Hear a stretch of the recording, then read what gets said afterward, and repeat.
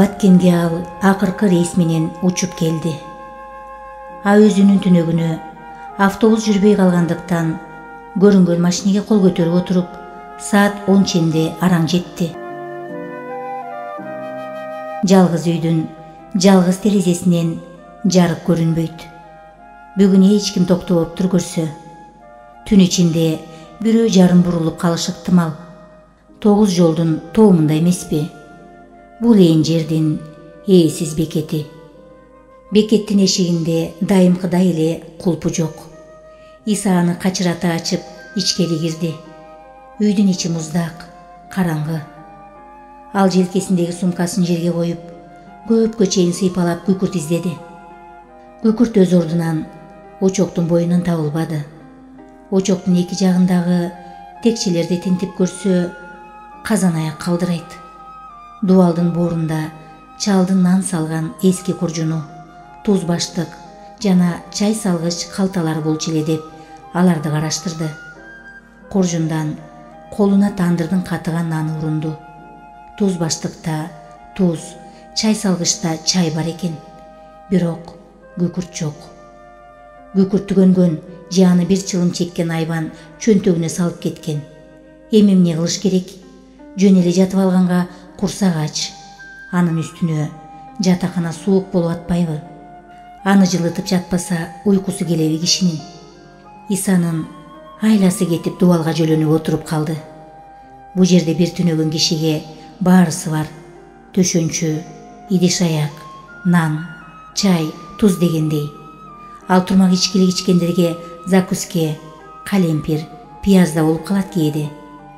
А намаз окуймун дегенге дубалда таар жай намаз иленип турат. Алева апта сайын 10 чакырым таштак жолду жөө басып келип, кемпири түйүп берген тамак ашын таштап, үйүн болсо жыйнаштырып кетет. Ажайып абышка. Бул бекетти ал атайы жолоочулар үчүн салган. Жолоочу дегениң бул үйгө көп токтойт. Фергана же Ош жактан келаткан автобустардан түшүп калып, өздөрүнүн алыскы айылдарына барчу машинелерди күтүшөт. Ал эми ал айылдарга машине сейрек жүрөт. Шондуктан көпкө күтүүгө туура келет. Кээде өтө кеч калышса, түнөгөнгө аргасыз болушат. Мындай учурларда алар очокко оттон жагышат, үйдүн артындагы баткан дарыядан чакалап суу ап чыгып чай коюшат. Иши кылып, ээсиз үйдө ээн эркин отуруп, өздөрүн мейман кылышат. Ошондо алардын кээ бирлери Алияваны эстеп, ага сыртынан рахмат айткан болот. Көпчүлүгү буга да жарабайт. Чалдын чай нанын ичип жеп, үйүндө түнөп алып, эртесинде шашып-пушуп жөнөп кетишет. Алиявадай апенди кишини Иса биринчи жолу өзгөн менен Оштун ортосундагы ээн талаадан жолуктурган. Албетте, ал кезде адамдар азыркыдай автобус, менчик машинелерде эмес, араба ат же жөө жалаң катташчу. Шондуктан алар үчүн жол азабы көр азабы эле. Мына ушул алыска өткөн мезгилде, жай саратандын аптабында акактап келаткан жолоочунун жолунда дайыма бир кумура булактын муздак суусу күтүп туручу. Булактын суусу муздак сакталсын үчүн кумура жерге көмүлүп, бетине жыгач капкак жабылып, капкактын үстүнө алюмин кружка коюлчу. Бир жолу Иса ушул алюмин кружка менен суу сузуп ичип отурган учурда кокусунан жол жээгиндеги калың бадалдын арасынан кичинекей куп-куу чал чыга келген. Чалдын колунда бир челек суу бар экен.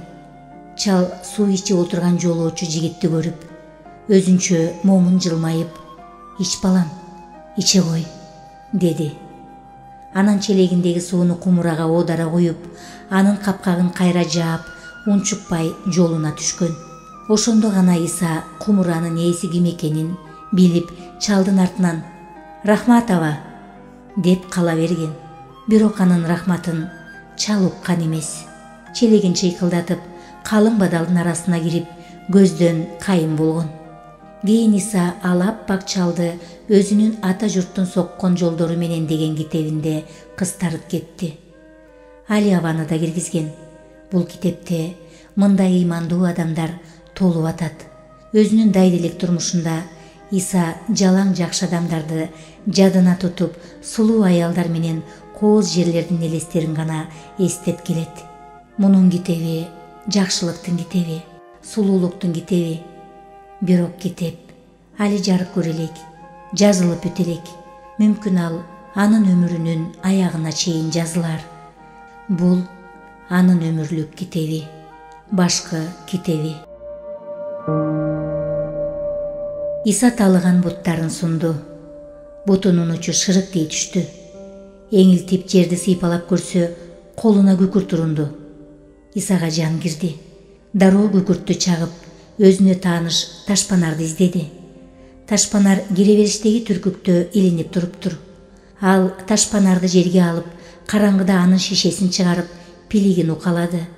Кийин кайрадан күкүрт чагып, пиликти күйгүздү да шишени кийгизди. Шише суукта туруп муздап калыптыр. Адегенде анын ичи күңүр туманга айланып, анан бара-бара туман суюлуп, ажарып коюланып отуруп, акырында үйдүн ичи кичине көзгө көрүнө баштады. Бирок булуң бурчта дагы эле караңгылык уюп жатты. Иса чыракты ордуна илбей туруп, темир чаканы издеди. Чака текчеде экен. Анын ичи какшып, түбүндө жука муз тоңуп калыптыр. Демек суу алып келиш керек деп чечти Иса. Ал бир колуна чаканы алып, бир колуна чыракты кармап, дарыяга жөнөдү. Дарыяга ири муйру ичке жол менен кыялап түшүп барыш керек. Дарыянын жээгинде чычырканак өсөт. Алардын арасы шагыраган таш. Иса чычырканакты этияттап аралап барып, акырында дарыяга чыкты. Адегенде чаканы бир-эки курдай чайкап, анан ага суу сузду. Мына ошондо чакадагы чайпалган суунун бетиндеги чайпалган жылдыздарга көзү түштү. Иса дароо асманды карады. Асман ачык. Анын бетиндеги жылдыздар коюу жана тунук экен. Буюрса бүгүн таңга жуук ай чыгат деп сүйүндү Иса. Анан кыркатоолор тарапты карап, Айгүл тоонун кайсыл тушта экенин аныктамак болду. Бирок Айгүл тоо эмес, анын артындагы бийик тоолор дагы көрүнгөн жок. Тоолор да, алардын этегиндеги кең талаа да караңгылыктын астында көөшүп жатат. Иса бекетке кайтып келип, дароо очок от жакканы киришти. Отту танып, алуу пайда болгон кезде чөгүнгө чай койду. Бир пастан кийин очоктун бою ысып, анан оттун табы аста-секин үйдүн алыскы булуң бурчуна карай таркай баштады. Иса үстүндөгү тери курткасын чечип таштап, очоктун боюндагы көлдөлөнгө дасторкон жайып кирди. Дасторконго чалдын нанын койду биринчи иретте. Кийин өзүнүн сумкасын ачып, атайы Фрунзеден бери алып келаткан бир шише коньягын, дунган аялдан сатып алган ачытылган калемпирин алып чыкты. Бүгүн саат 12-де 22 марттын түнү кирет. Дагы жарым сааттан кийин. 22 март бу кишинин туулган күнү билсеңиз. 22 мартта күн менен түн тең элет эмеспи? Эсиңизде болсо. Анан 21 март деген жаңы жылда бисчесинен Норуз майрамы да. Мына бүгүн биз эки майрамды кошо майрамдайбыз. Туулган күнүбүздү жана жаңы жылыбызды. Биздин бала кезде бу түнү бүт айыл биригип, чоң-чоң кара казандарга сүмөлөк кайнатышчу. А очоктор адатта колхоздун өрүк зарына казылчу. Өрүктөр бул маалда чатырап гүлдөп калган болот. Таңгамаал ай чыгат. Айдын жарыгында аппапак өрүктөрдүн арасында жаштар тоотмек ырнырдашып, абалдар ак чөлмөк ойнойт элек. Кайран биздин балалык. Эсил биздин күлгүн курак. Өттү да кетти. Эми минтип, бир кездеги сулуу беттин кан сөлү качып, кара чачты кыроо басып, 48 менен 49 жаштын ортосундагы көзгө көрүнбөгөн кыл көпүрөнүн үстүндө турабыз. 48-чи эски жылды узатып, 49-чу жаңы жылды тосконо отурабыз. Иса саатын караса 12 болуп калыптыр. Ал чалдын пияласына толтура коньяк койду да, анан өзүнчө тост көтөрдү. Рахмат сага, турмуш, деди. Сенде жашоо мен үчүн зор рахат. Коньягын ичип жиберди. Коньяк өзөгүн жагымдуу куйкалап ылдый түшүп кетти. Иса сөөлүк ачкан тандыр нандан качырата бир тиштеп алып, чай демдегенге киришти. Бул жаздагын жакшы башталды, деди ал ичинен. Бүгүн таңда Айгүл тоого чыгам.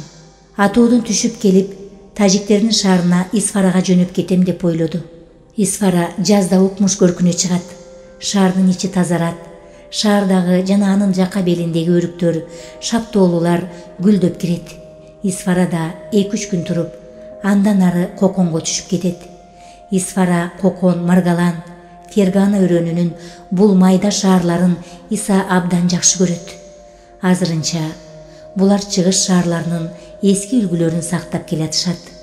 Тар көчөлөрү, тамбашы жалпак жапыс тамдары, кызыл-тазыл базарлары, суу боюна салынган чайханалары, түрктөрчө курулган мончолору, баарысы Исанын жан дүйнөсүнө жакын. Аларды көргөн сайын анын көңүлү көтөрүлөт, делебеси козголот. Айрыкча Кокон шаары. Коконго бир жылда бир ирет тийип өтпөсө, ошол жылкы турмушуна анча алымсынбай калат бул. Кокондо биринчи жолу ал Гөвар менен болгон. Гөвар анда институтта окуучу, 19 жаштагы ойсоки кыз эле жубармек. Калп эле оорудум деп, ооруканадан 3 күнгө кагаз жаздырып алып, Иса менен кошо Коконго жөнөп берген. Коконго экөө кеч келишип, мейманканага орношо албай, чайханага түнөштү. Чайханачы чал адамгерчиликтүү киши экен. Бечара булардын ал акыбалын түшүнгөн соң дароо эле макул болду. Ал турмак чайханасын жаап аткан жеринде кайрадан экөөнү чай демдеп, алдыларына нан, нават коюп, анан кетти үйүнө. Бул экөө шашылбай отуруп, курсактарын тойгузушту. Кийин сөрүдө жайылып жаткан төшөктөрдү жыйнашып, өздөрүнө жай салганы киришти. Мына ошо кезде кыз кокусунан кыйкырып жиберди. Көрсө, терезеден бир түрү суук мас киши экөөн таңыркап карап туруптур. Иса басып барып, чыракты өчүрүп койду. Мас чатыштап басып кетти. Экөө нарыдан бери чечинишип, кучакташып жатып алышты. Мен бул түндү эч качан унутпаймын, деп шыбырады кыз караңгыда. Саар менен чайханачы саат 6 ченде келди. Ага чейин булар туруп, бети колун жууп, төшөктөрүн өз ордуна төшөп коюшкан. Кандай балдарым? Жакшы жаттыңарбы? Үшүгөн жоксуңарбы? Деп кирди чал жайдары түрдө. Кеч күз, суук болчу. Чынында кичине үшүп чыгышкан. Рахмат ата, үшүгөнүбүз жок, деди Гөвар. Эми биз кетели, деди Иса. Мен азыр чай кайнатам, чай ичебиз, деди чал. Чайыңызды ичтик аба, азыр биздин убактыбыз тар. Ошентти да Иса чөнтөгүнө кол салды. Жок, деди чал анын оюн түшүнүп. Иса менен Гөвар бири-бирин тиктешип туруп калышты. Кийин Иса сумкасын ачып жиберип, андан жапжаңы калпак алып чыкты. Өзүн кийимдеп, буяка жөнөрдү сатып алган болчу. Ошону чалга сунду. Биз сиздин чайханаңызды эстеп жүрөлү, а сиз бизди эстеп жүрүңүз, деди ал. Таза кызык иш кылдыңар го, деди чал арсар түрдө. Алыңыз ата, деп кыстап жиберди Гөвар. Болбосо тарынабыз. Майлы, деди чал акырында. Ал калпакты колтугуна кысты да, анан эки колун алдыга сунуп, экөөнү бата берди. Мен өмүрүңөр узун болсун ылайым. Бул турмуштан ойноп күлүп өткүлө. Аллаху акбар. Рахмат аба, жакшы калыңыз, деди Иса. Гөвар болсо чалдын жаагынан өөп койду. Күтүлбөгөн жоруктарга уста болучу бул кыз. Эшикке чыгышса, эртең мененки үрөң бараңда чайхананын оозунда бир топ жаш кыздар, жаш балдар катар тизилип алып, тандыр нан, бал, каймак сатып турушуптур. Ой, деп кыйкырып жиберди муну көрүп Гөвар. Таң атпай жатып, тамак аш даяр. Бул жер сенин Фрунзең эмес, айым кыз, деди Иса. Сенин шаарыңда чак түштө кайда барып тамактанарыңды билбейсиң. Аңгыча балдар чурулдап кирди. нан алгыла, бала алгыла, каймак алгыла деп. Эртең менен кырыскыдан кыя өткөн болбойт, деди Иса. Ал кыздардын бирөөнөн 2 нан сатып алып, бирин Гөвәргә карматты.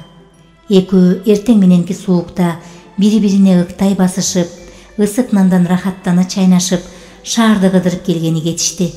Ошол эле күнү кечинде Маргаланга келишти. Маргаланда бир түн түнөп, эртеси түшченде Ферганага карай жол тартышты. Фергана экөөнү тең жаккан жок. Алар аэропортко барышты да акыркы рейс менен Фрунзеге учуп кетишти. Жакшына кыз эле, деп койду Иса. Сулуу десең сулуу, акылдуу десең акылдуу, бирок тийген күйөөсүн түшүнүп болбойт. Кийинки жылдын кышында бир күнү эртең менен өз үйүнөн чыгып баратса, бир бейтааныш жаш жигит мунун алдын торой басты. Жигит узун бойлуу, ыманы ысык экен. Анын ак чуумал, арык чырай жаактарында эми гана кара түк пайда болуп, эриндеринин кызылы кете элек али. Иса таңыркай анын маңдайына туруп калды. Мен Гөвәрдин күйөөсүмүн, деди бала.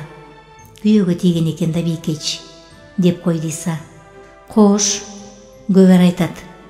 Иса Ишматов менин өмүрүмдөгү биринчи эркек дейт. Ушул чынбы? Иса аргасыздан мулуюп койду. О, жаш колуктуну колдош керек экен, деди. Жакшылык иш үчүн чындыктын атасы өлсө да калп айтыш керек. Чын, деди Иса.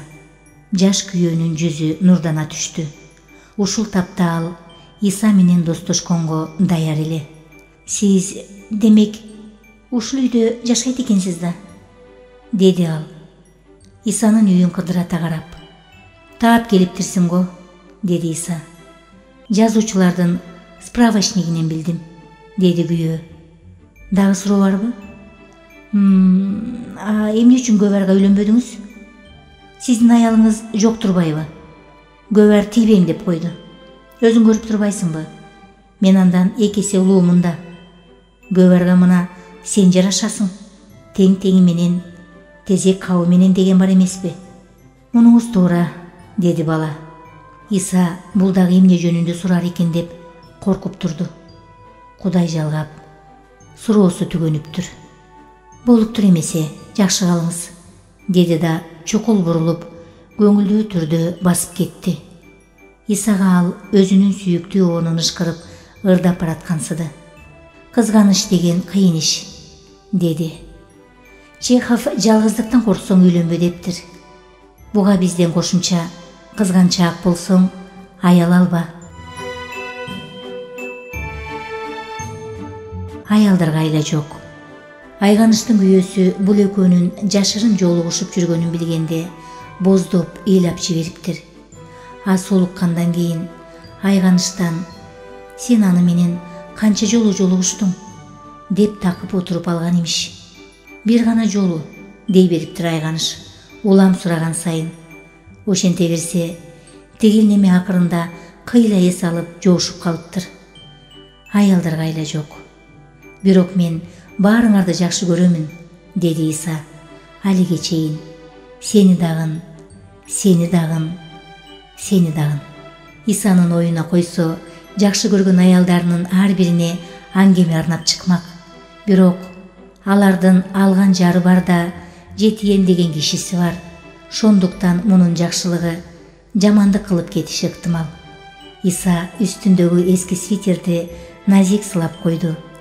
Свитердин 2 чыканагы сүзүлүп, ичиндеги көйнөгү көрүнүп турат. Айганыштын белеги. Айганыш муну өз күйөөсүнөн сатып алган. Күйөөсү өзүнүн кызмат абалынан пайдаланып, ар түркүн база складтардан табылгыс буюмдарды таап чыгып, анан аларды ар кимге ашыкча наркта сатып, жыргалын көрөт. Айганышка да ал 2 эсе кымбатка саткан. Иса Айганыштын кымча бел кыска боюн, кундуздай кара чачын, апапак сулуу жүзүн элестетти. Айнанайыным, деди жүрөгү элжиреп. Буюрса аз күндө Жалал-Абадта болот. Айганыш ар дайымкысындай Оштон Жалал-Абадка келип, аны автостанцияда күтүп отурат. Анан экөө автобуска отуруп Арстанбабка жөнөп кетишти. Айтмакчы, Арстан баптын жазын Айганыш Али көрө элек. Экөө жайында жана көзүндө гана барып жүрүшөт. Жазында бирге болушпаптыр көрсө. Мына быйыл көрүшөт Жаңгак Токойдун жазын.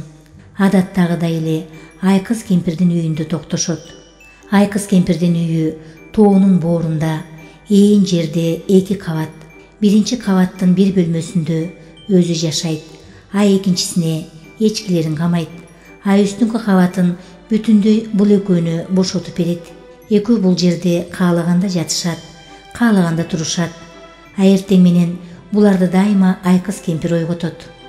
Уйкучулар, деп кыйкыраталы ылдый жактан. Өтүшпөйсүңөр бем ылдый. Нанүштө кылалы. Эчкинин сүтү да бышып калды. Биринчи болуп Иса турат. Туруп түз эле терезеге келет.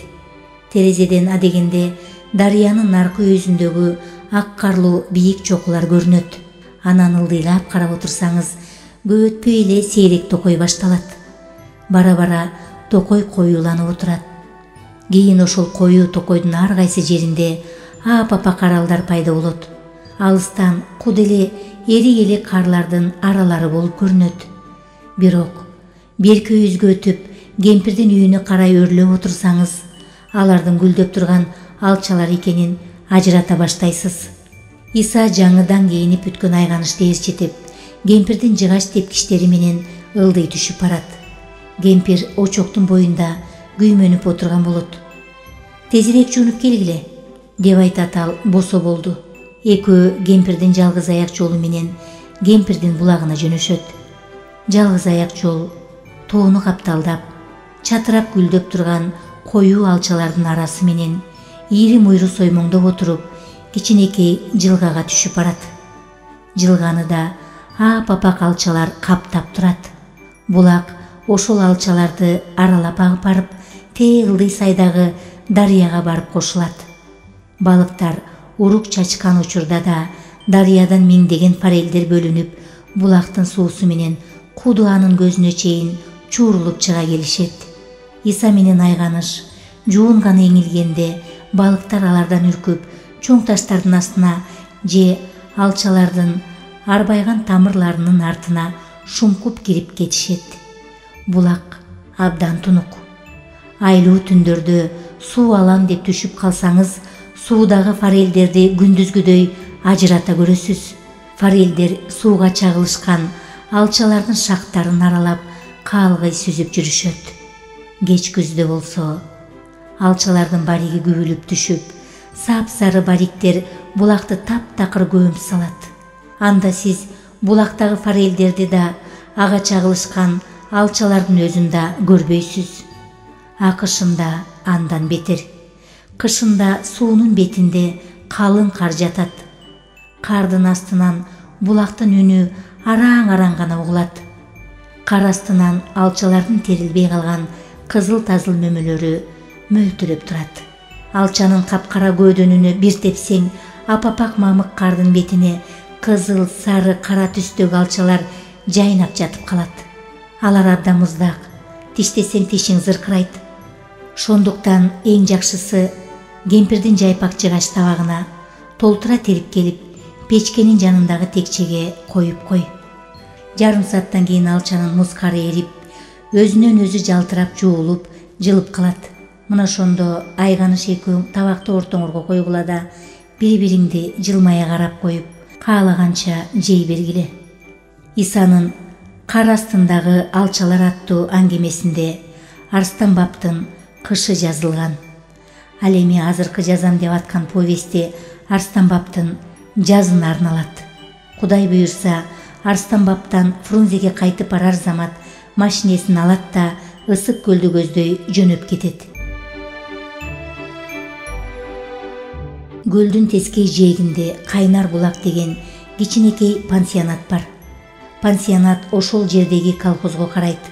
Анда колхозчулар гана эс алышат. Бирок эс алуу сезону июндан сентябрга чейин гана созулат. Акалган мезгилде Кайнар булак эл журтсуз ээн жатат. Кароолчу кайтарат албетте. Кароолчусу тил билги киши бечара.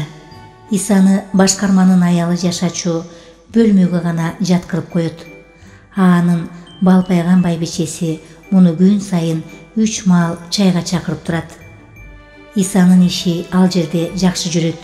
Ар күнү эртең менен эрте туруп, эртең мененки ак тумандын астында жаткан көлдүн ээн жегин бойлоп, алыска чуркап барып келет. Анын чуркаган таштак жолун калың кыроо басып калат. Жол коюу чечирканактарды аралап, соймоңдоп кете берет. А чечирканактын ичи жык жапайы коён. Байкуш коёндор таң атканча өз жатактарында үшүп жатып, атаң атаар менен жолдун боюна чыгышып, күндүн алгачкы нурларын күтүп, беттерин күн чыгышка тосуп, ар кайсы жерде чочоюп отуруп алышат. Биринчи күндөрү чуркап келаткан Исадан чоочуп, чечирканактын ичине томураңдап качып кирип кетишет. Бирок бара-бара бул адамдын зыянсыз экенин көрүп, аны кенебей отура беришет. Коёндор, салам, деп өтөт Иса анда алардын алдынан. Эртең мененки даярдык бүткөн соң, Иса машинкесинин маңдайына келип отурат. Ошол бойдон ал кечке ордунан турбайт. Кечке чейин канаттары кайрылып, сөөмөйлөрү безилдеп ооруп калат. Бирок кечинде кылган ишине ыраазы болуп, көңүлү көтөрүңкү түрдө пансионаттын ысык ванналары камалып жаткан жалгыз үйгө келет. Үйдүн бир ачкычы өзүндө болот. Ал шашылбай чечинип, көп сандаган ванналардын бирине түшөт да, анан жердин тээ төпкүрүнөн оргуп чыккан кайнак сууга чөмүлүп, көшүлүп жатып калат. Кайнак суу анын сууктан сыздаган сай сөөгүн жибитип, жумуштан талыкшыган тулку боюн жеңилдетип, жан дүйнөсүн жыргалга батырат. А кайнар булактан кайтып келип, сүрмө сандыктагы сап-сары коньяктан 100 грамм ичип алып туруп, анан ап-апак шейшептердин арасына кирип кетет. Иса жарымдай бөксөрүп калган шишесинен дагы бир жолу койду да, бирок аны ичпестен туруп жатып алды. Коюлган коньягын ал 2 сааттан кийин ойгонгон кезде ичти. Ичип, курткасын кийип, а сумкасын үйгө калтырып, эшикке чыкты. Эшикте түн жарышып, ай чыкканга аз калыптыр. Ал үйдүн жанындагы чоң көпүрөдөн өтүп, анан асфальт жолдон чукул бурулуп, тунжурап жаткан түз талаага түштү да, кийин айгүл тоону тумсаалдап туруп, бежолму бежол жөнөп берди. Түн суук экен. Жарым саатка жетип жетпей, түнү бою ичилген коньяктын ысык демин муздак жел денесинен айдап чыгып, Иса кийин кадимкидей чыйрыга баштады. Тоонун башында шамал болбогой эле, деп тиледи ал, эмитен эле коркуп. А тоо көрүнбөйт, али алды жакта. Биринчи жолу бул тоо жөнүндө өткөн жайда уккан. Өткөн жайда ал ушул чөлдүн тээ этегиндеги ысык булакка дарыланганы келген.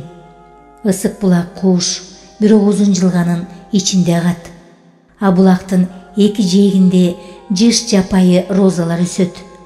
Бул жердегилер ал розаларды башкача айтышат. Жапайы атыргүл, гүлсөөгар деп коюшат. Иса келген кезде гүлсөөгар толукшуп, гүлдөп турган мезгил болуучу. Ишенсеңиз, узагыраактан караган кишиге жылга толо кызыл кан агып бараткандай элестеп кетчү.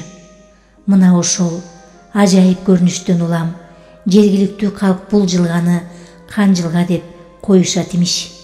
Кан жылганын аяк жагында бир жапыс жыгач там бар. Там булоолонуп агып жаткан ысык суунун так үстүнө салынган. Эгер үйдүн үстү жабылбаган болсо, аны жыгач көпүрө деп койсо да болчудай. Бирок там көпүрө үчүн эмес. А дарыланганы келген адамдар аптаптан же жаан чачындан корголуп, анан дагы эркектен аял, аялдан эркек айбыгып, бири-бирине көрүнбөй сууга түшүшсүн үчүн курулган. Шондуктан үй 2 канаадан турат. Бирөөнө эркектер, экинчисине аялдар киришет. Үйдү соопчулук үчүн бир дүлөй дудук тажик куруптур. Иса ал тажикти кийин күн сайын көрүп жүрдү. Тажик кан жылганын тээ этек жагындагы Сок деген тажик кыштакта жашайт экен. Айса ошол кыштактын мейманканасына орношкон болчу. Жанагы тажик 50 жаш чамасындагы жапыс бой, сакал муруту капкара, жоош момун адам болуп чыкты. Бечаранын кийгени жеңи жыртык чапан, белинде кир чарчы, башында эски чаар такыя, абутунда өзүнө кең, кончулары тешик, кирзе өтүк. Иса анын эмне иш кылаарын, ким менен жашаарын биле алган жок. Бирок билгени бул болду. Дудук күнүгө таң азанда Соктун көчөсүнө чыгат. Колунда майышып, чоюшкан, түтүнгө ырсталган кичинекей жез мискейи болот. Мискей буркурап түтөп барат. Ал ысырыктын түтүнү, жыттуу түтүн. Дудук адегенде жолундагы базарга бурулат. Базарга кирип, андагы эртең мененки базарчыларды аралап, колундагы мискейин ары бери чайпап, аларды ысырыктап чыгат. Базарчылар баарысы бу кишиге көнгөн. Шондуктан буга анча көңүл да бурушпайт. А көнбөгөнү, мурда муну көрбөгөнү көңүлүнөн чыгарып тыйын сунат. Же сатып отурган коон дарбызынын, сабиз пиязынын, жаман жуманынан бирде экини кармата салгылары келет. Андайларга Дудук таарынбайт. Кайраларга муңайым жылмаят да, акырын башын чайкап басып кетет. Ал өз кызматы үчүн, жыттуу түтүнү үчүн эч качан эч кимден ак албайт. Кептин баары мына ушунда. Базардан кийин Дудук жаңыдан ачылып аткан дүкөндөрдү, челек чайнек төптөгөн, эшек атка така каккан устаканаларды кыдырып чыгат. Эң акырында автостанциядагы адамдарды аралап өтүп, туп-туура Иса чай ичип отурган чайханага келип кирет. Кирип, өзүнүн киргени үчүн кечирим сурагандай, адегенде чайханачыга бажырая жылмайып, анан ошол жылмайган бойдон сөөрүлөрдө отурган кишилерди аралай жөнөйт. Исанын жанынан өтүп баратканда, Иса а кишиге өз ыраазычылыгын билдирип, башын ийкеп укпаса да «Рахмат» деп коет. Дудук муну көрүп ого бетер жылмайып, «Рахматыңа рахмат» дегендей буга үстөкө бостоп башын ийкеп, кийин жылмайган бойдон чайханадан чыгып кетет. Дудук келип кеткенден кийин Иса дагы кыйлага чейин анын калтырып кеткен жыттуу түтүнүн жыттап отуруп, калган чайын ичет да, анан шашылбай чайханадан чыгып, кандуу жылгага Дудук тажиктин жыгач үйүнө карай жөнөп кетет. Ал жаңыдан келген кезде күн али жакшы ысы элек болчу. Ошол себептен болсо керек, адегенде кыйла күн булакка жалгыз өзү түшүп жүрдү. Арадан бир жумача өткөндөн кийин гана бир кемпир менен анын небере кызы келди. Экөө боз эшек чегилген 4 дөңгөлөктүү жапыс арабада келишти. Ушу тоо жактан түшүп барышты. Иса эчак суудан чыгып, эми суу боюндагы атыр гүлдөргө суктана карап, алардын арасында сайраган булбулдардын авазын тыңшап, жыгач үйдүн жанында отурган. Эшек араба кокусунан жакынкы дөңдүн артынан чыга келди. Кыз арабанын кырында бутун салаңдатып келатыптыр. Колунда ичке чыбыгы бар. Ал Исаны көрөр замат уялып, жерге секирип түштү. Ошондо гана Иса арабада жаткан ак жуулук жан аялды байкады. Аял араба үйдүн жанына келип токтогончо козголгон жок. Бечара катуу оорукчан көрүнөт, деп ойлоду Иса. Анан жардам керек болсо, кызга жардамдашайын деген ойдо ордунан турду. Бирок аял жөн гана уктап калыптыр көрсө. Кыз аны акырын түртүп ойготту. «Тайэне, келдик», деди ал үнүн секин чыгарып. Тайэнесинин уктап калган үчүн Исадан уялып аткансып көрүндү. Тайэнеси өйдө боло берди. Ал 70 ашкан, ажарлуу, чоң кемпир экен. Исаны көрүп, дароо жоолугун оңдоп, боюн түзөй баштады. Араба балам», деди анан. «Бар болуңуз», деп койду Иса. Кемпир арабанын кырына жөлөнүп туруп жерге түштү. Кыз ага кыпкызыл болгон четин таяк карматты. Кемпир таягын таянып, кичине оң бутуна сылтый басып, үйдү көздөй басты. Үйдүн босогосуна барганда токтоп «Бисмилла» деп койду. Анан эшикти түртүп ичкери кирип кетти. Кыз болсо арабанын алдында аялдап калды. Ала дегенде арабага төшөлгөн бедеден бир тутам сууруп алып, аны боз эшектин алдына салды. Беде кызыл экен. Бүгүн эле орулса керек. Гүлү күбүлбөй келиптир. А кызыл беденин гүлү жапайы атыр гүлдүн гүлүнө түспөлдөш эмеспи? Эшек кызыл беденин кызыл гүлүнөн баштап шашылбай жеп кирди. А кыз эми арабадан бир түйүнчөк алып, тайенесинин артынан кирип кетти. Исанын жанынан өтүп баратып, атайы аны карабай койду. Бирок Исанын көз карашын сезип, беттери гүл соогандын гүлүндөй кызарып кетти. Сулуу кыз экен, деп койду Иса, кыздын артынан суктана карап. Анан ал кызды кайра көргүсү келип, анын чыгышын күтмөкчү болду. Бирок ошол эле замат бул ою үчүн өзүнөн өзү уялып, аргасыздан кандуу жылганы бойлоп сокту карай жол алды. Чырайды чылап ичесиңби? деп коет элде. А менин көзүм сулуулукка тойбойт, деп жемеледи ал өзүн жолдо келатып. Жашы улгайып баратат. А жаштык сезими дагы эле күчтүү мында. Качан токтолор экенмин? деп койду муңканып. Бирок Петрарка минтибирдап турго. Бетимдин качып кан сөлү кубарды чачым бубактай. Бирок да сүйүү ышкысы жүрөктө жаштык курактай. А монарх Рекан 68 жашында 28 жаштагы монах кызга абдан ашык болуп калган имиш. А монах кыз болсо анын көзү өткөнчө ага айныбас ашык жар болуп бериптир. Буга эмне дейсиз? Эртеси күнү кыз менен тайенеси дагы келишти. Бирок бул жолу Иса аларды көрө алган жок. Анткени алар келген учурда Иса үйдүн ичинде өз бөлмөсүндө отурган. Жыгач дубалдын артынан экөөнүн күңкүлдөп сүйлөшкөнүн гана угуп калды. Суунун шарында сөздөрүн ажырата албады. А дегенде ошолорбу же башкаларбы деп да шек санады. Бирок кийинип эшикке чыкса, кечээги эшек араба туруптур. Боз эшек кызыл беде жеп атат. Иса кызды көрбөй калганына кичине кыйылган түрдө жолуна түштү. Бирок 3-күн дегенде бул үчөө дагы жүз көрүштү. Бул жолу Иса жыгач үйдөн чыгып келатканда келишти тигилер. Үйдөн чыга бергенде эле эшек арабада дөңдүн бурчунан көрүнүп калды. Арабада аял гана отуруптур. А кыз болсо арабага жанаша басып келатыптыр. Араба күндөгү жерине жетип токтоду. Кемпир бул жолу да озунуп салам айтты. "Жакшысыңбы балам?" деди ал арабадан түшүп жатып. "Эсенсизби?" деп койду Иса.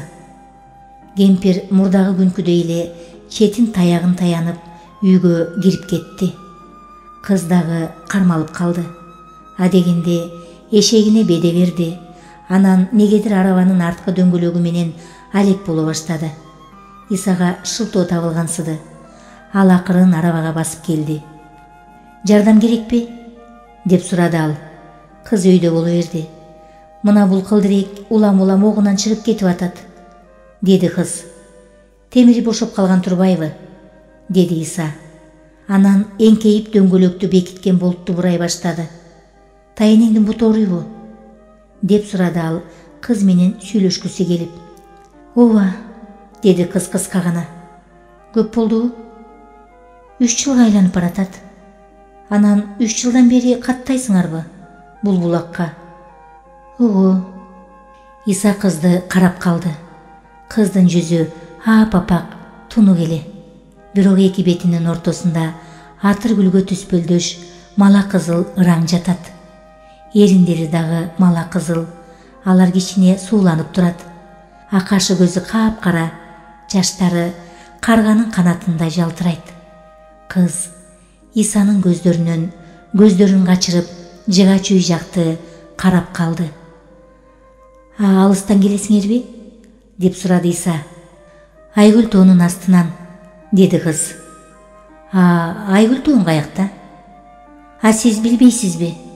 Кыз Исага тамыркай карады. "Жок", деди Иса. Мен бул жердеги эмесмин. Айгүл тоо деп тетиги жалгыз тоону атайбыз, деди анда кыз. Иса көрдү ал тоону.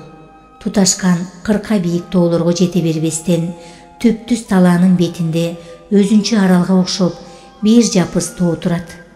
Тоо куду куйругун түйүп жаткан итке окшоп кетет экен. Алыста турбайбы айлыңар, деп койду ал. Анан өйдө болду. Менимче эми дөңгөлөгүң огунан чыкпайт. Эми кыз рахматын айтат да тайенесинин алдына кирип кетет деп ойлоду. Бирок кыз рахматтын ордуна кокусунан суроо берип калды. Анда сиз Айгүлдү да билбей турбайсызбы? Айгүлүң ким? Ой, Айгүл деген Айгүл да. Ошол тоонун үстүндө өсөт. Ошондуктан ал тоону Айгүл тоо деп коебуз. Токточу, Айгүл гүлдүн атыбы? Ананчы, укмуштай кооз гүл.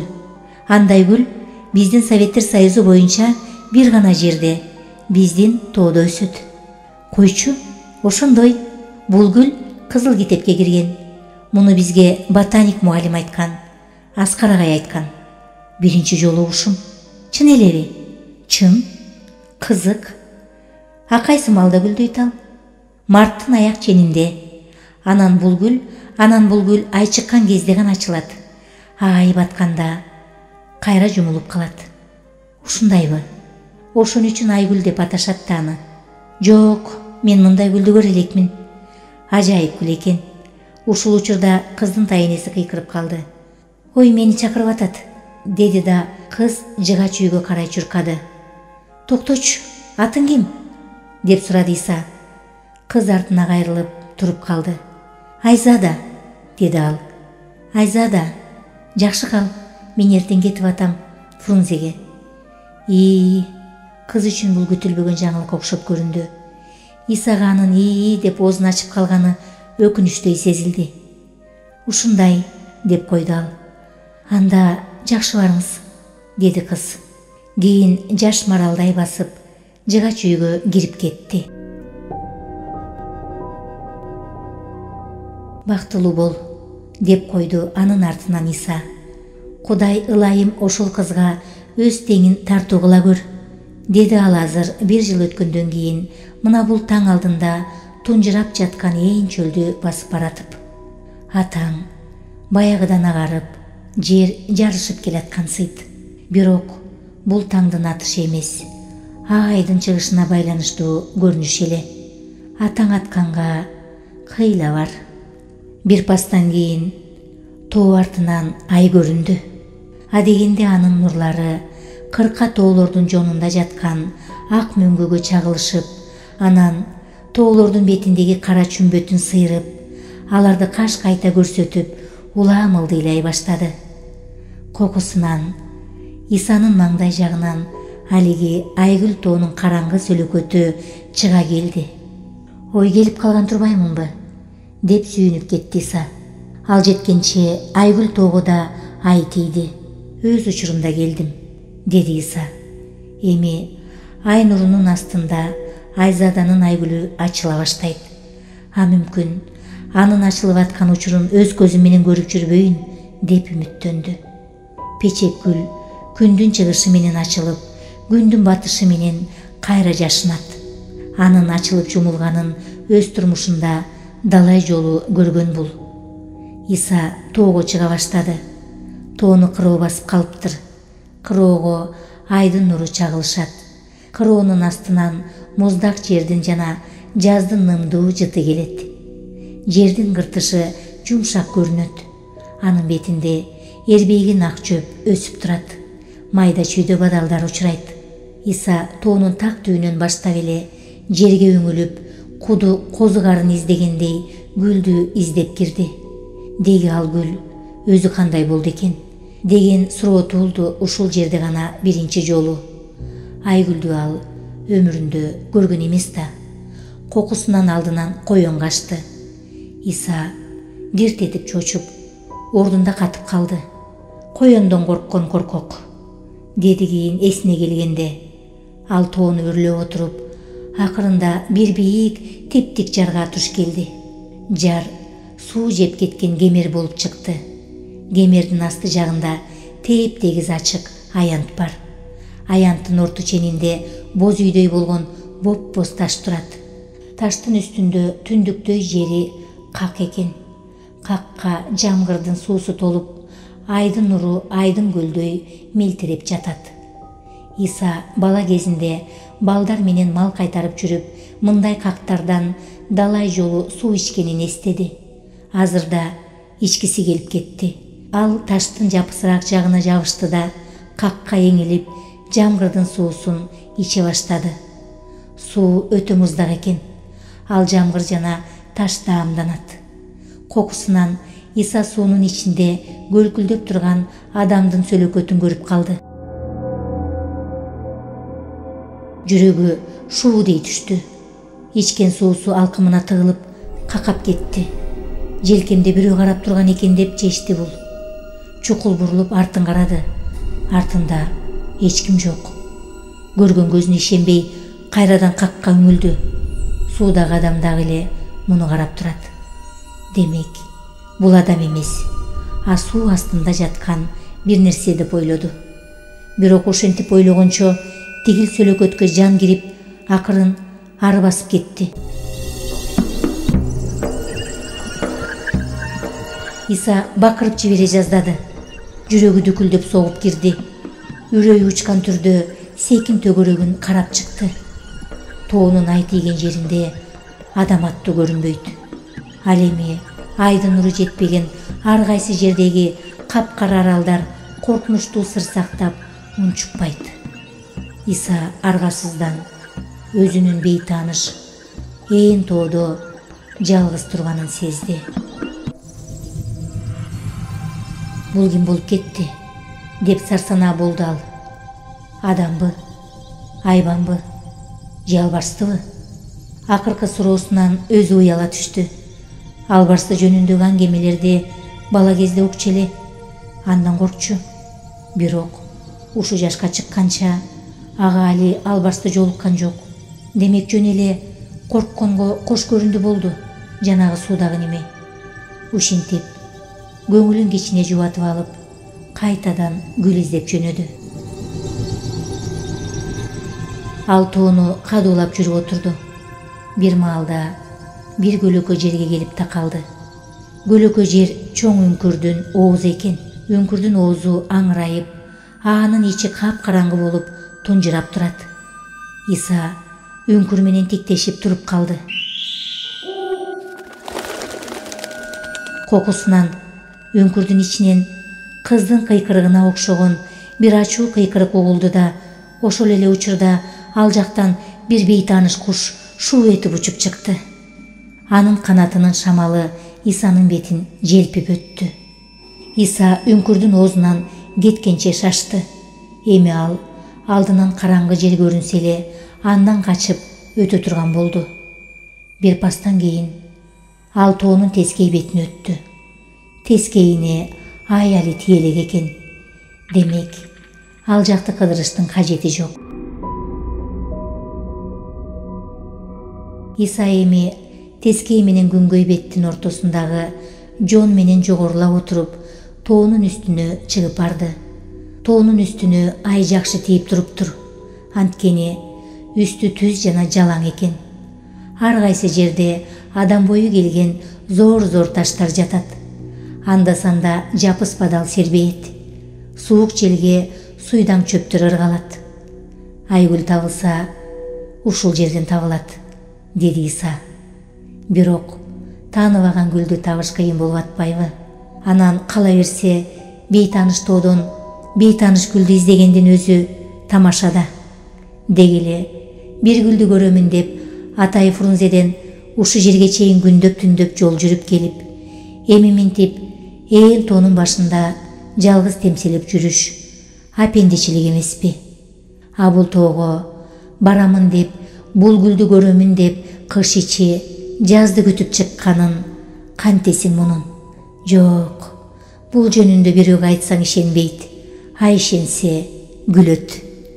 Иса жертиктеп жүрүп отурду. Бир окумда ал жакын жерден аял кишинин «Ай!» деген чаңырыгын укту. Угуп, өзү да кыйкырып жибере жаздады. Башын көтөрө берип, маңдайындагы чоң таштын артына бирөөнүн булт этип жашынып калганын көрүп калды. Мунун жүрөгү дагы түшмөк болду. «Сен кимсиң?» деп акырды бул коркконунан гана. «Мен Айзадамын» деген үн чыкты таштын артынан. Анан таштын артынан акырын Айзаданын өзү баш бакты. «А өзүңүзчү? Аскар агайсызбы?» деди ал. Исанын жүрөгү ордуна түштү. «Оф!» деп жиберди ал аргасыздан. «Сен мени аябай коркутпадыңбы?» Кыз тааныды окшойт. Алдыга чыга келди. Ал ак жоолукчан, ак пальточон экен. Ийпичке нооча бою менен анын алдында турду. Апапак жүзү, апапак тиши ай нуруна чагылышып, ал ушул тапта сулуулуктун жана тазалыктын периштесиндей болуп көрүндү. «Ой!» деди ал сүйүнүп. «Сизсизби? Атайын келдиңизби?» «Өзүң мактап коюп», деди Иса, кызды көргөнүнө жетине албай агайыр эркеп. «А мен сизди Аскар агай экен дептирмин. Аскар агай дагы жакшы көрөт бул гүлдү. Бирок ал киши апрелдин башында гана чыгып жүрөт бул жакка, а мен дайыма ушул түнү келем». «А эмне үчүн дайыма ушул түнү? Бүгүн жаңы жыл эмеспи? Нооруз майрамы да. А менин тайынем бул майрамды өтө ыйык көрөт. Анан ал киши ушул күндөрү үйүбүздө айгүл турсун дейт. Эмне үчүн экенин жакшы билбейм. Мына ошол. Мурдагылары экөөбүз келчү элек, анын буту ооругандан бери мен өзүм эле келип жүрөм». Ошондой де. «А мен сизди жарым саат илгери көргөнмүн. Сиз ылдый жакта кактан суу ичип атыптырсыз», деди кыз кокусунан. «А сен каерде элең анда?» деди Иса ооз ачылып. «Сиздин артыңыздагы жардын кырында тургам». Анан эмне үчүн мага белги бербедиң?»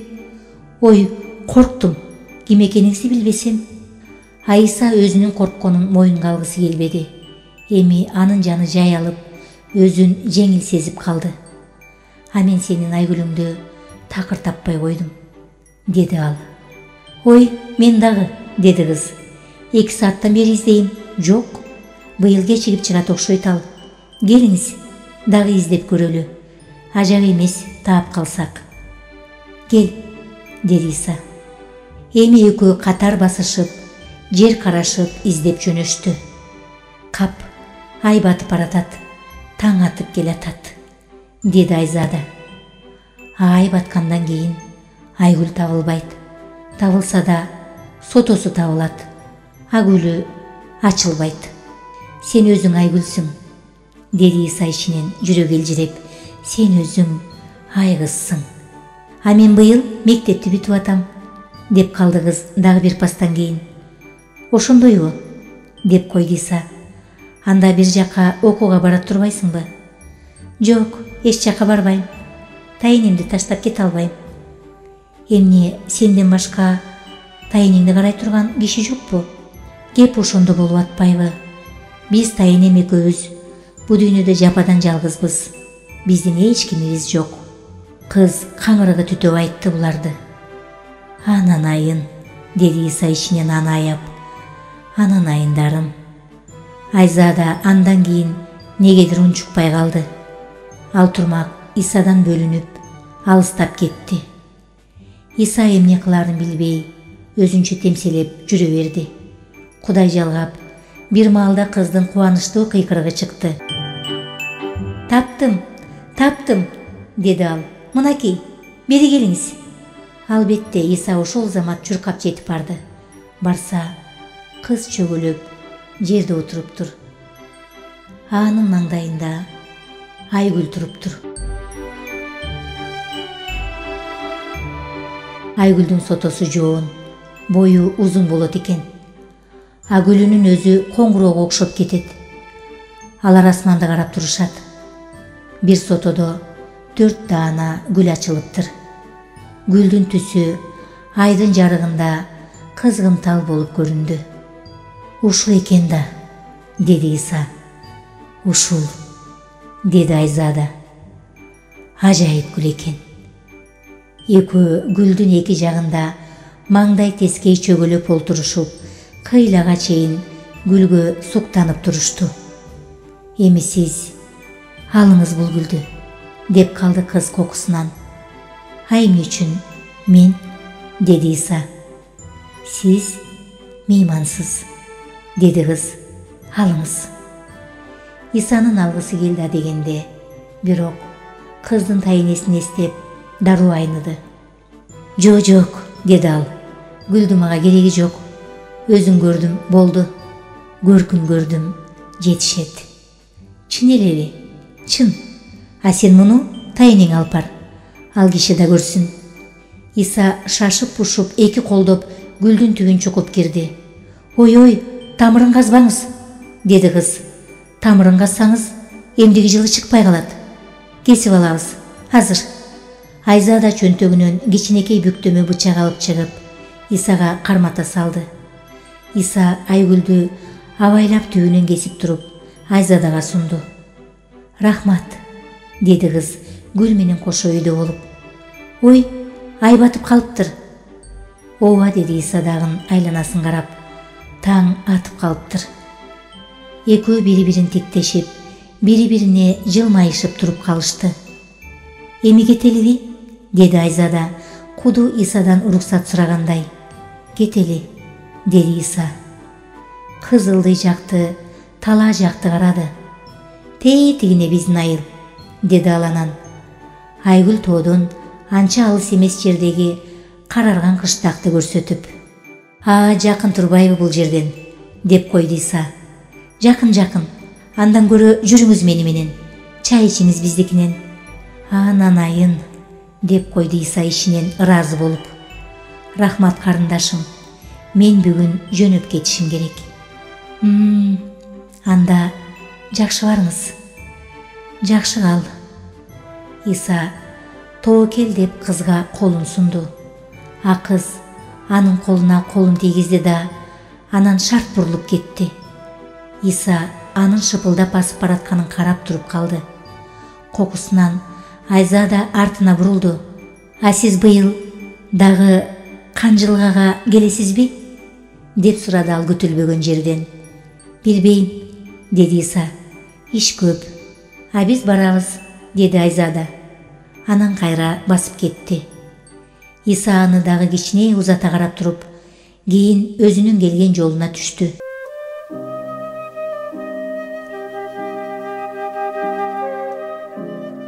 Билбеймин, деп кайталады ал, айгүл тоодон түшүп келатып.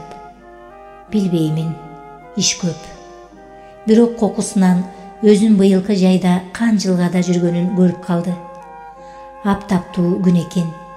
Ал ысык булактын үстүнө салынган жыгач үйдөн чыгып, бурулуштан көрүнгөн эшек арабаны карап туруптур.